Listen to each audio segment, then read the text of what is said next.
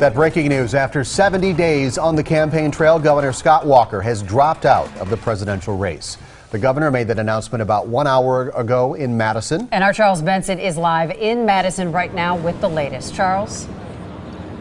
A stunning turn of events here for Governor Scott Walker as he officially announces he is suspending the campaign. All of this coming as just earlier this year, he took Iowa by storm with a big speech there in January. He was able to then raise $20 million to get his campaign up and running. And by the time he announced in July, he had front-runner status. But then the wheels started to fall off. A series of gaffes on some big issues, and then lackluster performances in 2 debates.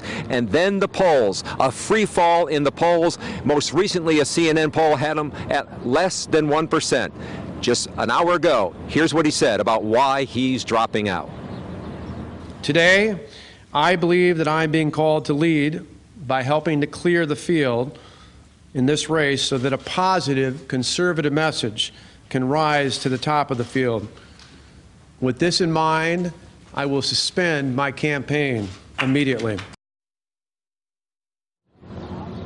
Now, a lot of people were surprised, caught off guard by this, because just a couple of weeks ago, it looked like the governor was trying to reboot, refocus his campaign. I was with him in Illinois when he was trying some new lines, like to wreak havoc on Washington, saying that he doesn't back down, didn't back down on any fights here in the state, and was ready to take that to Washington. But again, there were calls for his staff changes, a shakeup in the staff, and he said he wasn't going to do that. And then there was this talk about an all Iowa focus, just sort of reboot, go to Iowa, see what he can do there. But then I was told there was a meeting today where someone was going to go in and talk to him about dropping out of the race. One source I talked to said that will never happen. You won't be able to convince him of that. But sure enough, here at 5 o'clock, he announced he was dropping out. The big question now is what happens next? What role will he try to play in the GOP presidential campaign? And the bigger question is what happens in that building behind me at the state capitol?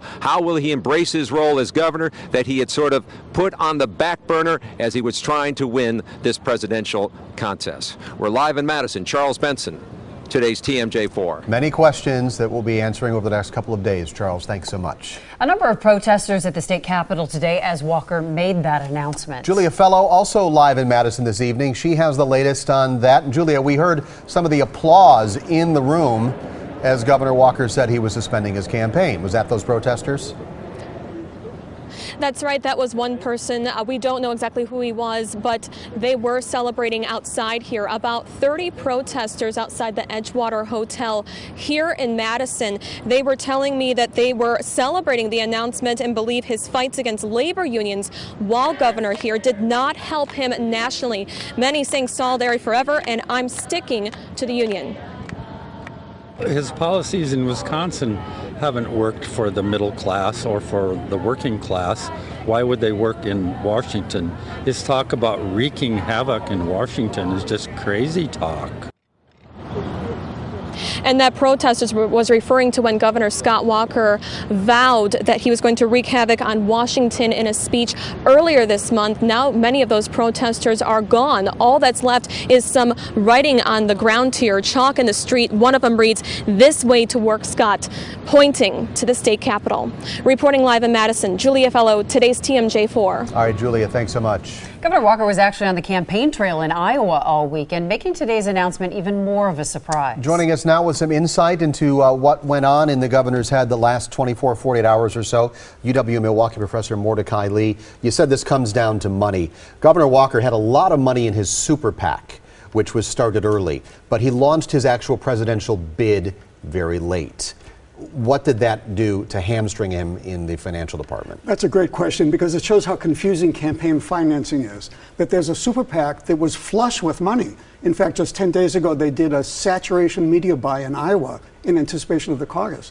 But apparently his campaign committee, which is separate fundraising, did not do well, especially after the last debate. And, you know, there's an old saying that money is the mother's milk of politics. And to me as a professor, that's very disillusioning because I think that the quality of a candidate and the power of ideas ought to be the determining factor. But Governor Walker made a dry-eyed decision, really a real reality check that he had to drop out. Well, I mean, he was almost 0% in the polls. You thought the interesting thing about his announcement tonight was his saying, I'm really leading in a way because I'm getting out of the way for the qualified candidate to move up. There's a political earthquake going on right below our feet, and that's all of a sudden the Republican base wants somebody without government qualifications and without political experience. If you look at the three outsiders, they've got a majority of the votes in all the polls.